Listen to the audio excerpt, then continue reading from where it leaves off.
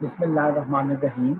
अस्सलाम वालेकुम बच्चे। इस लेक्चर का हमारा टॉपिक है स्पाइनल नर्व की फॉर्मेशन। ठीक है, स्पाइनल नर्व बनती कैसे है और साथ ही साथ बच्चे जो आपके सिंपैथेटिक गैंग्लियन होते हैं इनका क्या रिलेशन होता है आपकी स्पाइनल नर्व से। बच्चे स्पाइनल नर्व की फॉर्मेशन यूजुअली अगर देखा जाए तो एक फर्स्ट ईयर के बच्चे को आनी चाहिए, लेकिन इवन के हमारे सेकंड ईयर के बच्चों को भी बिल्कुल ये नहीं पता होता कि स्पाइनल नर्व क्या है, रेमाए क्या होते हैं, रूट्स क्या होती हैं, डॉर्सल क्या होता है, वेंट्रल क्या होता है। तो बच्चे इस पूरे लेक्चर में हम लोग देखेंगे कि स्पाइनल नर्व की फॉर्मेशन बेसिकली कैसे होती है। ठीक है, सबसे पहले बच्चे आप ये देखिए कि फॉर एग्जांपल अगर ये आपकी स्पाइनल कॉर्ड है, स्पाइनल कॉर्ड के अंदर बच्चे ये जो आपका मैटर है, दिस इज बच्चे basically your butterfly shape grey matter. ठीक है, ग्रे मैटर के अंदर बच्चे आपका एक स्पाइनल कैनाल रन कर रहा है। ठीक है, अब बच्चे सबसे पहली बात आपको यह पता होना चाहिए कि जो आपके स्पाइनल कॉर्ड के अंदर पोस्टीरियरली रूट एंटर करती है उसे हम कहते हैं डॉर्सल रूट, और डॉर्सल रूट का एक गैंग्लियन होता है। ठीक है, और बच्चे स्पाइनल कॉर्ड से जो एक रूट एग्जिट करती है इसे हम क्या कहते हैं, वेंट्रल रूट। तो बच्चे पहले हम लोग लेबल कर लेते हैं और देखते हैं कि डिफरेंट नेम्स क्या क्या हैं। इस रूट का नाम है बच्चे डॉर्सल रूट। ठीक है, दूसरा इसका नाम है पोस्टीरियर रूट, तीसरा इसका नाम है बच्चे आपका सेंसरी रूट। ठीक है, और बच्चे इसका एक और नाम दिया जिसे हम कहते हैं अफरेंट रूट, यानी कि ये आपके सेंसेशन लेके आ रही है स्पाइनल कॉर्ड के अंदर। अब बच्चे देखें जो आपकी दूसरी रूट है इसका नाम है वेंट्रल रूट, दूसरा इसका नाम है बच्चे एंटीरियर रूट, तीसरा इसका नाम है बच्चे मोटर रूट, और चौथा इसका नाम है बच्चे इफरेंट रूट। और बच्चे आपने याद रखना है कि ये दोनों बेसिकली आपकी रूट्स हैं, तो मैं इनके साथ ROOT लिख रहा हूँ ये बताने के लिए आपको कि रूट और रेमस में क्या फर्क होता है। अच्छा, उसके बाद बच्चे आपको ये पता होना चाहिए कि आपके जो नर्व फाइबर्स होते हैं डॉर्सल रूट के जो सेंसरी सेंसेशन लेके आ रहे हैं, सेंसरी सेंसेशन बच्चे कहाँ से लेके आ रहे हैं, पेरिफेरी से, यानी कि आपकी बॉडी के अंदर लिम्स हैं, लिम्स के ऊपर आपकी स्किन है। फॉर एग्जांपल अल्लाह ना करे अगर किसी के हाथ पे कोई कीड़ा काटता है, कोई इंसेक्ट बैठ जाता है, कोई कोल्ड या हीट का स्टिमुलस आपको मिलता है, तो ये सारी की सारी सेंसेशन आपकी डॉर्सल रूट जो होती है, डॉर्सल रूट के थ्रू ये वाले फाइबर्स बच्चे आपके अंदर आते हैं स्पाइनल कॉर्ड में। अब देखें बच्चे आपका न्यूरॉन यहाँ पे एंटर हुआ और न्यूरॉन की जो सेल बॉडी है वो यहाँ पे ऐसे मौजूद है। ठीक है, सेल बॉडी से बच्चे आके आपके जो फाइबर्स जाते हैं, अब देखें बेसिकली है क्या, जो फाइबर्स आपके न्यूरॉन के बच्चे सेल बॉडी की तरफ आ रहे हैं इनको हम कहते हैं डेंड्राइट, यानी कि ये एक डेंड्राइट है। ठीक है, और बच्चे जो सेल बॉडी से आपके अवे जा रहे हैं इसको हम कहते हैं एक्सॉन। ठीक हो गया, तो A for axon, A for away, यानी कि सेल बॉडी से अवे जा रहे हैं। दूसरा बच्चे आप देखें कि स्पाइनल कॉर्ड के ग्रे मैटर के अंदर आप ये देखें बच्चे कि मैं स्पाइनल कॉर्ड के ग्रे मैटर को ना ऐसे ब्लैक लाइन से शो कर रहा हूँ, ये ग्रे मैटर है। ठीक है, ग्रे मैटर बच्चे बेसिकली क्या होता है आपका कि ग्रे मैटर के अंदर आपके सारे के सारे न्यूरॉन्स की सेल बॉडीज मौजूद होती हैं और थोड़े बहुत नर्व फाइबर्स भी मौजूद होते हैं। लेकिन बच्चे जो आपका व्हाइट मैटर होता है, जैसे स्पाइनल कॉर्ड का ये वाला जो मैटर है ये व्हाइट मैटर है। ठीक है, व्हाइट मैटर के अंदर बच्चे आपके सारे के सारे माइलिनेटेड न्यूरॉन्स पड़े होते हैं और व्हाइट मैटर के अंदर नर्व सेल की बॉडीज नहीं होती। लेकिन बच्चे आपका जो ब्रेन का मैटर है इसके अंदर उल्टा है। ब्रेन में क्या है बच्चे, जो व्हाइट मैटर होता है वो इनर होता है और ग्रे मैटर आउटर होता है, जबकि स्पाइनल कॉर्ड में बच्चे ग्रे मैटर इनर है और व्हाइट मैटर आउटर है। ठीक है, अब बच्चे आप देखें कि जब ये आपका सेंसरी न्यूरॉन अंदर फाइबर्स लेके आ गया तो अंदर बच्चे आपके छोटे छोटे न्यूरॉन्स होते हैं जिन्हें हम कहते हैं इंटर न्यूरॉन्स। ये आपके बच्चे इंटर न्यूरॉन्स है। ठीक है, जो कि कम्युनिकेशन करवाते हैं योर आपके सेंसरी न्यूरॉन का विद योर मोटर न्यूरॉन। अब बच्चे आप लोग इस एग्जांपल को माइंड में रख के चलिए कि जैसे आपके ऊपर कोई आपको हीट का स्टिमुलस फील हुआ तो आपने चाहा, फॉर एग्जांपल आप किचन में गए, आपने काम किया, वहां पे बच्चे आप स्टोव पे काम कर रहे थे, चूल्हे पे आप कुछ बना रहे थे, अल्लाह ना करे वहां पे कोई गर्म स्टिमुलस लगा तो आप फौरन अपना हाथ पीछे हटाते हैं। अब ये जो बच्चा आप अपना फौरन हाथ पीछे हटाते हैं या विदड्रॉ करते हैं तो इसके लिए बेसिकली आपके जो फ्लेक्सर मसल्स होते हैं अपर लिम्ब के वो कॉन्ट्रैक्ट करते हैं। ठीक है, इन मसल्स को कमांड देने के लिए जो नर्व रूट आपकी रिस्पॉन्सिबल है दैट इज बच्चे बेसिकली योर वेंट्रल एंटीरियर या मोटर नर्व रूट। ठीक है, और ये देखें कि जो आपका यहाँ पे नर्व रूट होगा तो इसकी सेल बॉडी आपके स्पाइनल कॉर्ड के ग्रे मैटर के अंदर ये लायक आ रही है। ठीक है, ये सेल बॉडी है। सेल बॉडी के लिए दूसरा लफ्ज यूज होता है बच्चे पेरिकार्डियन का, PERIKARYON। नेक्स्ट बच्चे अब आप ये देखिए आपके माइंड में ये क्वेश्चन आना चाहिए कि अगर आपकी डॉर्सल या जो सेंसरी रूट होती है उसके अंदर ये गैंग्लियन प्रेजेंट है, इस गैंग्लियन को बच्चे हम क्या कहते हैं, डॉर्सल रूट गैंग्लियन। ठीक है, क्या कहते हैं बच्चे? Dorsal root ganglion. गैंग्लियन की डेफिनेशन बच्चे क्या होती है? गैंग्लियन की डेफिनेशन बच्चे आपने एसएससी में भी पढ़ी है कि collection of nerve cell bodies, या दूसरा बच्चे आप कह देते हैं collection of neuronal cell bodies outside the CNS is known as a ganglion. Localised collection होती है बच्चे ये आपके नर्व फाइबर्स के, आपके न्यूरॉन्स के सेल बॉडीज की। यहाँ पे बच्चे बहुत सारी आपकी सेल बॉडीज ऐसे ऐसे छोटी छोटी पड़ी होती हैं। ठीक है, डॉर्सल रूट गैंग्लियन इसे कहते हैं। दूसरी बात आप बच्चे ये देखें कि अगर डॉर्सल रूट गैंग्लियन एग्जिस्ट करता है तो फिर वेंट्रल रूट के अंदर गैंग्लियन क्यों नहीं एग्जिस्ट करता? बच्चे वेंट्रल रूट में गैंग्लियन इसलिए एग्जिस्ट नहीं करता कि वेंट्रल रूट के अंदर जितने भी आपके नर्व फाइबर जा रहे हैं उन सब की सेल बॉडीज जो होती हैं वो स्पाइनल कॉर्ड के ग्रे मैटर के अंदर पड़ी होती हैं। तो मैंने आपको पहले ही ये बता दिया था कि जो ग्रे मैटर होता है स्पाइनल कॉर्ड का, इसके अंदर नर्व सेल की या न्यूरॉन की सेल बॉडीज होती हैं और साथ ही साथ थोड़े बहुत फाइबर्स होते हैं। और जो व्हाइट मैटर होता है बच्चे it contains highly myelinated fibres. ठीक हो गया? अब ये तो बच्चा आपका कॉन्सेप्ट बन गया कि डॉर्सल रूट क्या होती है, वेंट्रल रूट क्या होती है। होता है ऐसे है बच्चे कि आपकी जो डॉर्सल और वेंट्रल रूट है ना, ये दोनों आपस में कंबाइन करती हैं। ऐसे ये दोनों आपस में कंबाइन कर गई और बच्चे इनके कंबाइन करने से जो ये स्ट्रक्चर बनता है, ये वाला सारा स्ट्रक्चर, इसको हम कहते हैं कि ये ट्रंक है। ठीक है, ट्रंक के अंदर बच्चे बेसिकली आपके दोनों तरह के फाइबर्स होते हैं। कौन कौन से बच्चे? आपके डॉर्सल रूट के भी और बच्चे आपके वेंट्रल रूट के भी। लेकिन ये बात आपने बच्चे माइंड में रखनी है कि आपका जो डॉर्सल रूट होती है उसके अंदर सिर्फ और सिर्फ प्योर सेंसरी फाइबर होता है, कोई मोटर फाइबर नहीं होता। और वेंट्रल रूट में हमेशा सिर्फ बच्चे आपका मोटर फाइबर होता है, कोई सेंसरी फाइबर नहीं होता। लेकिन बच्चे ट्रंक आपका वो एरिया जिसके अंदर आपके दोनों फाइबर्स आके मर्ज कर रहे हैं, मिक्स हो रहे हैं। ठीक है, ये देखें दो तीन फाइबर्स मैंने आपको सेंसरी शो कर दिए, इसी तरह दो तीन मैंने मोटर शो कर दिए। इसे हम कहते हैं ट्रंक। ट्रंक से बचे फर्दर आपकी दो डिविजन्स निकलती हैं जिन्हें हम कहते हैं कि एक आपका डॉर्सल रेमस है और एक बच्चे आपका वेंट्रल रेमस है।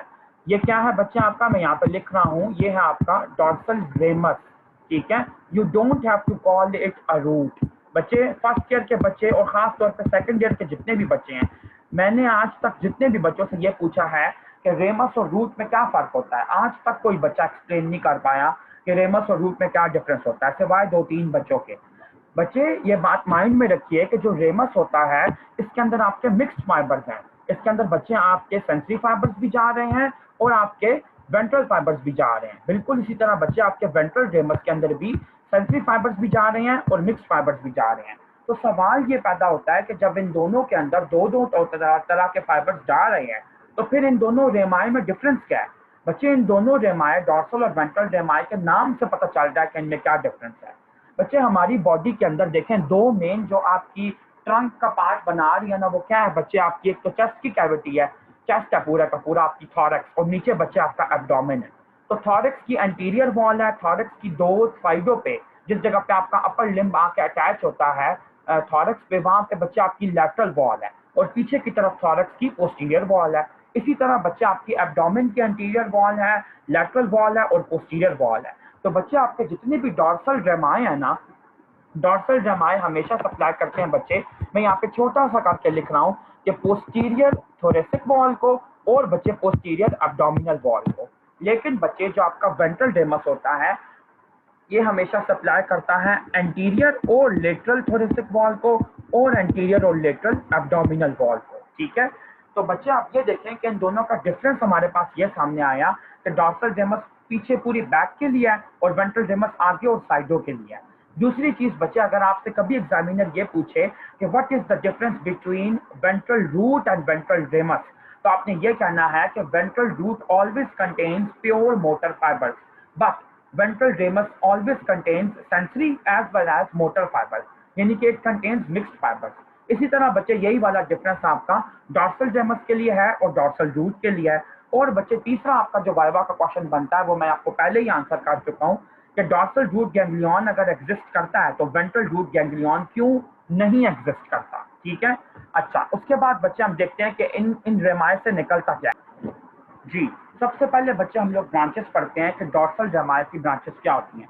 फॉर एग्जांपल बच्चे आप लोग ये कंसिडर कीजिए कि मैं थोरेसिक नर्व पढ़ा रहा हूँ, हर जगह पे थोरेसिक, लंबर, सर्वाइकल रीजन में स्पाइनल नर्व ऐसी ही होती है, ठीक है। लेकिन आप फिलहाल एज्यूम कर लीजिए कि मैं आप लोगों को ये थोरेसिक रीजन की पढ़ा रहा हूँ, या फिर बच्चे अभी फिलहाल कुछ एग्जांपल्स मैं थोरेसिक कोड करूंगा, कुछ जगह पे मैं लंबर कोड करूंगा, ठीक है। तो बच्चे अभी आप लोग देखें कि मैं थोरेसिक अगर पढ़ा रहा हूँ, तो बच्चे थोरेसिक लेवल पे क्या होता है बेसिकली, कि जो आपका डॉर्सल रेमस होता है ना, तो पोस्टीरियर थोरेसिक वॉल पे, पोस्टीरियर चेस्ट की वॉल पे दो ब्रांचेस के अंदर बच्चे डिवाइड कर जाता है। कौन कौन सी बच्चे? एक होती है इसकी मीडियल ब्रांच, दूसरी इसकी होती है लैटरल ब्रांच। अब इनका काम क्या है बच्चे? काम इनका बेसिकली ये है कि जो आपका मीडियल ब्रांच होती है और लैटरल ब्रांच, इन दोनों ने दो फंक्शन परफॉर्म करने हैं। या तो इन्होंने मसल्स को सप्लाई करना है बैक के, या इन्होंने बैक की जो स्किन है उसको क्यूटेनियस इनर्वेशन देनी है। अब बच्चे आप देखें कि ये फंक्शन ये लोग कैसा पूरा करते हैं। बच्चे T1 से लेके, ये देखें मैं मीडियल की अभी बात कर रहा हूँ, मीडियल जो आपकी ब्रांच होती है डॉर्सल रेमस की, ये T1 वर्टेब्रा से लेके T6 वर्टेब्रा तक जितने भी आपके मसल्स होते हैं और जितनी भी आपकी स्किन आती है, तो बच्चे वहां पे ये सप्लाई कर रही होती है बेसिकली मस्कुलर ब्रांचेस, यानी कि T1 से T6 तक जितने भी आपके मसल्स आ रहे हैं ये उनको सप्लाई कर रही है, ठीक है। और बच्चे T7 से लेके T12 तक आपकी जो मीडियल ब्रांच होती है डॉर्सल रेमस की, ये क्यूटेनियस इनर्वेशन दे रही होती है, ठीक है। क्यूटेनियस को बच्चे मैं यहाँ पे पिंक से लिख रहा हूँ, यानी कि स्किन सप्लाई कर रही होती है T7 से T12 तक के वर्टेब्रा के ओवरलाइन मसल्स की जो स्किन होती है उसको। इसी तरह बच्चे जो आपकी लैटरल ब्रांच होती है डॉर्सल रेमस की, ये T1 से लेके T6 तक जो होती है ये क्यूटेनियस होती है, ठीक है। और बच्चे आपका T7 से लेके T12 तक बच्चे ये सप्लाई करती है मस्कुलर ब्रांचेस, ये आपकी बुक्स के अंदर लिखा हुआ है, ठीक है। तो इसको बच्चे मैं दोबारा मस्कुलर को M से लिख देता हूँ। ये तो बच्चे हमने डिवीजन कर ली कि पोस्टीरियर आपकी थॉरक्स पे ये डिवीजन है। इसी तरह बच्चे आपके लंबर रीजन के अंदर भी मीडियल और लैटरल ब्रांचेस जो होती हैं वो मिलजुल के आपस में कोऑर्डिनेट करके सप्लाई करती हैं क्यूटेनियस और साथ ही साथ बच्चे मस्कुलर ब्रांचेस, ठीक हो गया। उसके बाद बच्चे अब हम देखते हैं कि वेंट्रल रेमस क्या करता है। वेंट्रल रेमस की बच्चे आपने एक बात पहले याद रखनी है, आप लोगों को एक जनरल डिवीजन बता दूं कि वेंट्रल रेमस की बच्चे आगे से फर्दर दो तरह की ब्रांचेस निकलती हैं। कौन कौन सी बच्चे? एक होती हैं आपकी वेंट्रल या आप कह लें एंटीरियर प्राइमरी रेमाई, और एक होती है पोस्टीरियर प्राइमरी रेमाई, ठीक है। ये बच्चे आप लोग मेरी बात गौर से सुनिएगा, क्योंकि मैं आप लोगों को एक एग्जांपल दूंगा तो इंशाल्लाह ताला क्लियर हो जाएगा। वेंट्रल रेमस की फर्दर दो ब्रांचेस होती हैं, ठीक है। वेंट्रल रेमस की बेसिकली दो तरह की क्लासिफिकेशन है। इसकी नर्व्स को समझने की पहली क्लासिफिकेशन मैं अभी करा रहा हूँ, दूसरी डायग्राम में कराऊंगा। वेंट्रल रेमस से बच्चे दो डिविजन निकलती हैं, एक को हम कहते हैं एंटीरियर डिवीजन, ठीक है। अब बच्चे ये याद रखना ये डिवीजन है, ठीक है। और दूसरी होती है बच्चे पोस्टीरियर डिवीजन, ठीक हो गया। अच्छा, आप लोगों ने बच्चे एक बात पढ़ी हुई है लोअर लिम्ब के अंदर कि जो टिबियल नर्व होती है बच्चे वो क्या होती है? वो होती है बच्चे anterior division of anterior primary रेमाई of L4, L5, S1, S2, S3। क्या मतलब है इस बात का? कि बेसिकली टिबियल नर्व जो होती है वो L4, L5, S1, S2, S3 इन 5 वर्टेब्रा के लेवल पे बच्चे, अब मैं लंबर वाली एग्जांपल यहाँ पे कोट कर रहा हूँ कॉन्सेप्ट देने के लिए। इन 5 वर्टेब्रा के लेवल पे बच्चे वो अराइज करती है आपके वेंट्रल रेमस से और वेंट्रल रेमस की एंटीरियर डिवीजन से। इसीलिए बच्चे आप कहीं किसी भी बुक से ये क्रॉस चेक कर सकते हैं कि टिबियल नर्व की डेफिनेशन में या इसके ओरिजिन में लिखा होता है कि basically it is formed by anterior division of anterior primary रेमाई। Anterior primary रेमाई से मुराद यही वेंट्रल रेमाई है। वेंट्रल रेमस को हम एंटीरियर रेमस भी कहते हैं, ठीक है। रेमाई of L4, L5, S1, S2। तो टिबियल नर्व तो बच्चे यहाँ से अराइज करेगी, मतलब ये आपको समझाया है मैंने कि वेंट्रल रेमस, ये आप लोगों को बच्चों को बिल्कुल भी नहीं पता होता एमसीक्यूज के अंदर कि कौन सी नर्व जो है वो पोस्टीरियर डिवीजन से अराइज कर रही है, कौन सी एंटीरियर डिवीजन से, कौन सी वेंट्रल रेमस से, कौन सी डॉर्सल रेमस से। इसलिए बच्चे ये मैंने टॉपिक आप लोगों को एक्सप्लेन किया है। अच्छा, और एमसीक्यूज के अंदर ये बहुत ज्यादा आता है। इसी तरह बच्चे जो आपकी काउंटर पार्ट इसकी नर्व है कॉमन पेरोनियल नर्व, जो कि शार्टिक नर्व की दूसरी ब्रांच है, उसकी बच्चे लाइन क्या लिखी होती है आपकी बुक्स में कि it is formed by posterior division of anterior primary रेमाई। Posterior division का बच्चे अब ये मतलब है कि ये यहाँ से अराइज करेगी लेकिन वेंट्रल रेमाई की ही पोस्टीरियर डिवीजन से। बच्चे अक्सर इस बात को कंफ्यूज कर देते हैं, मैं आप लोगों को मिसकॉन्सेप्शन बता रहा हूँ जो बच्चे फेस करते हैं, जो बच्चे क्रिएट करते हैं। वो ये समझते हैं कि जैसे जो टिबियल नर्व है ना वो वेंट्रल रेमस से अराइज कर रही है और जो कॉमन पेरोनियल है वो डॉर्सल रेमस से। No, it is not like this.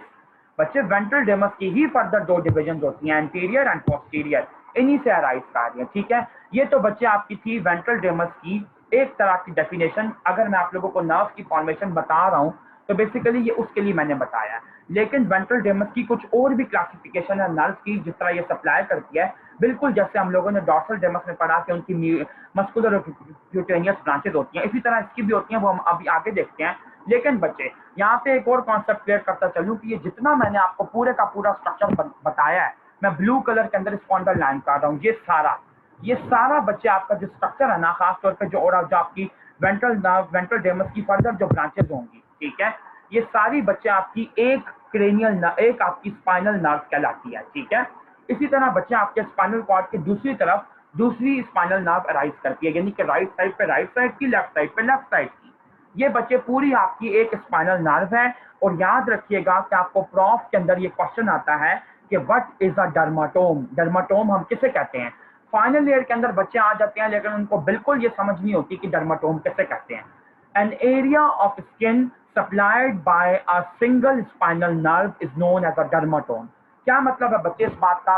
जरा गौर से आप लोग ये देखिए कि फॉर एग्जांपल अगर ये एक ह्यूमन बीइंग है, इस ह्यूमन बीइंग का ये मैंने थोरेसिक कैविटी बनाया है, यहाँ पे मेनूब्रियम स्टर्नाई है, यहाँ पे बॉडी है। तो मैं कहता हूँ फॉर एग्जांपल कि अगर ये आपकी T4 की डर्माटोम है, T4 थोरेसिक 4 वर्टेब्रा और थोरेसिक 4 स्पाइनल नर्व की डर्माटोम है, तो इससे मेरी बेसिकली ये मुराद होगी कि यहाँ पे बच्चे आपकी जो पूरी की पूरी स्पाइनल नर्व है T4 वर्टेब्रा की, वो यहाँ के मसल्स को सप्लाई करेगी, वो यहाँ के जॉइंट को सप्लाई करेगी, वो यहाँ की क्यूटेनियस इनर्वेशन देगी, वो यहाँ पे एंटीरियरली भी सप्लाई करेगी, पोस्टीरियरली भी सप्लाई करेगी और लैटरली भी सप्लाई करेगी।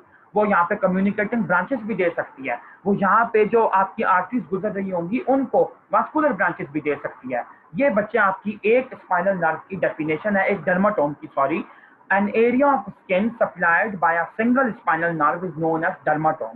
अब प्रॉफ में आपको क्वेश्चन ये आता है कि differentiate between a dermatome and a cutaneous innervation.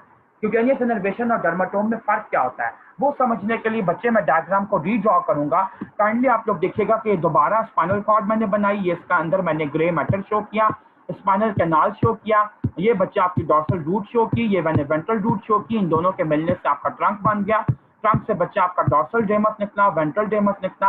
अब देखें वेंट्रल डेमस की फर्दर ब्रांचेस कौन कौन सी होती हैं।